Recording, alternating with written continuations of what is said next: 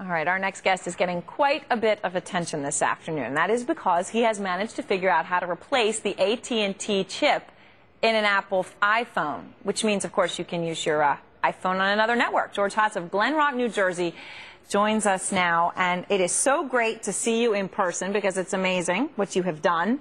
What made you decide you were going to be the one who's going to hack into the iPhone? Well, I didn't decide that. I just wanted I first bought the iPhone. I was at a shopping mall with my friend who waited 3 hours outside an Apple store. And you really wanted one? I really wanted one. I mean, he had AT&T, so he went home and he was like, I could call people on my iPhone. And I was like, I have T-Mobile, I can't really call people on my iPhone. So I was like, I'm going to unlock the iPhone.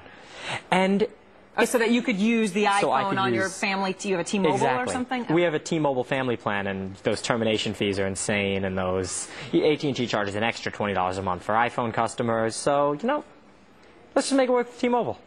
Okay, well, I might have thought that myself too, but then I wouldn't have gone to the. I wouldn't have had the ability to do what you did. Okay, there you are on YouTube. Everyone's going to be watching that. I think you're talking to everyone. So here is what looks to me to be a ripped-up iPhone. Well, Well, first of all, I'd also like to say, if it was really just about the AT&T, I wouldn't have done it. If it were really just about using it with T-Mobile, I wouldn't have done it, but this was fun. This was a good use of a summer. Like, I became obsessed with unlocking this thing. It was fun. So here, okay. This is actually the inside here of an iPhone. And you can see these two wires right here are the test point, which I discovered, that you have to short them together and then run some software. These you can barely see on air, everyone. They're kind of on the top of my finger here. They're like super small wires. You just connect them together and run some software, and you get your iPhone unlocked. Yeah.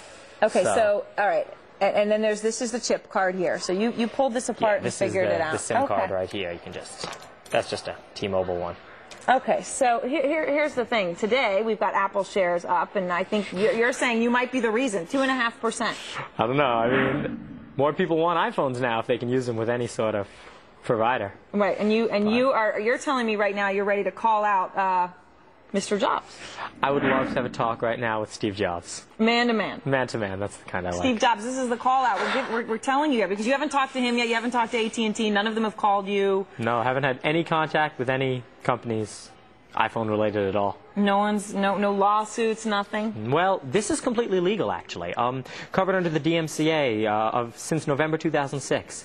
The Digital Millennium Cellular the Copyright Act. Digital Millennium Copyright Act, that's the one, yes. Cellular telephone unlocking and the reverse engineering required to do the cellular telephone unlocking is completely legal.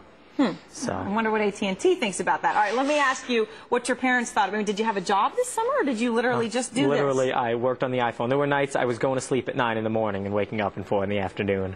Just to do this? Yeah. And all right, and here's the other thing I want to ask you. You could have sold this code. This code to unlock this was very lucrative, but you're not. You posted it for free on the internet. Like, that's what I really believe in. I really believe that information should be free. And I tried to make the method as simple as possible for everyone to follow.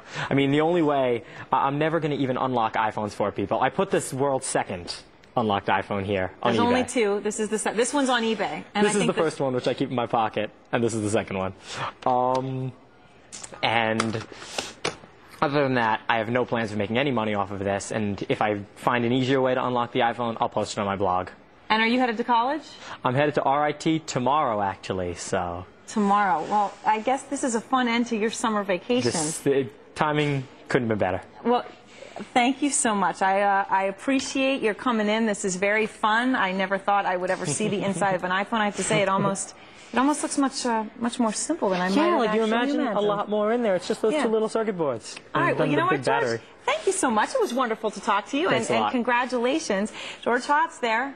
I suppose I should say congratulations. Don't sue me too, Apple. Mr. Jobs. John Dvorak is a columnist with Market Watch. CNBC Silicon Valley Bureau Chief Jim Goldman is here as well to talk about it. All right, so guys, I have to say, I'm pretty speechless here. Well, yeah, I mean, you look at what George has been able to do, and this is pretty impressive stuff. It said, you know, he has said it took him better than 500 hours to do the deed, if you will, and yeah, this is a little unnerving for Apple, and I got to tell you also that if you read the blogs and if you see what's been going on the internet, a lot of people have been trying this. A lot of companies are out there trying to come up with aftermarket kits that allow you to do exactly what young George has been successful in, and if that's the case, this becomes a much bigger problem for Apple. But if it's it's just George out there with this neat little solution. This may not be as easy as people might think, and you may run the risk of ruining that new $500 investment. All right, so John Dvorak, here's the thing. You know, George is still here, but he, I believe, now I'm paraphrasing here, so he can jump in if I'm wrong. I think he said he could do this in about an hour, although it might take some folks like you 12 hours.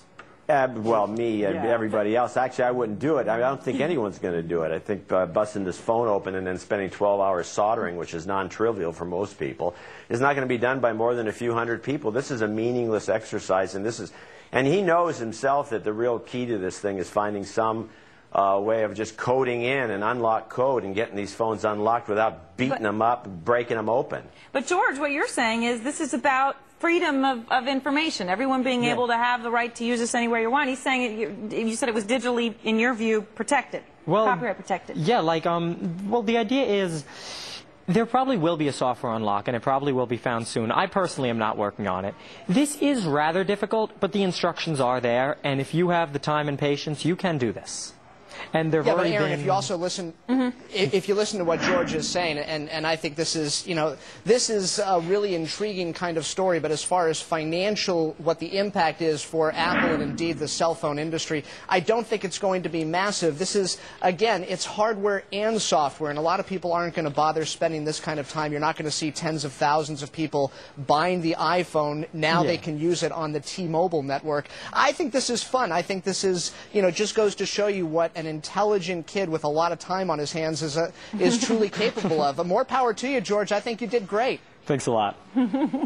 I congratulate you too, George, but you know as well as I do that we're looking for something that's a little easier. Yeah, no, I understand that a lot of people won't be able to so when you come up with method, that, I'm sure there's a lot of venture capitalists out here in the Silicon Valley who would love to talk to you. So you come up with a neat little software kit and a little software fix. Maybe you really will follow in the footsteps of Steve Jobs.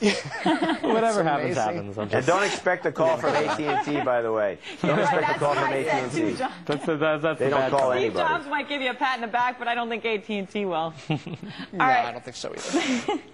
Thanks to everybody.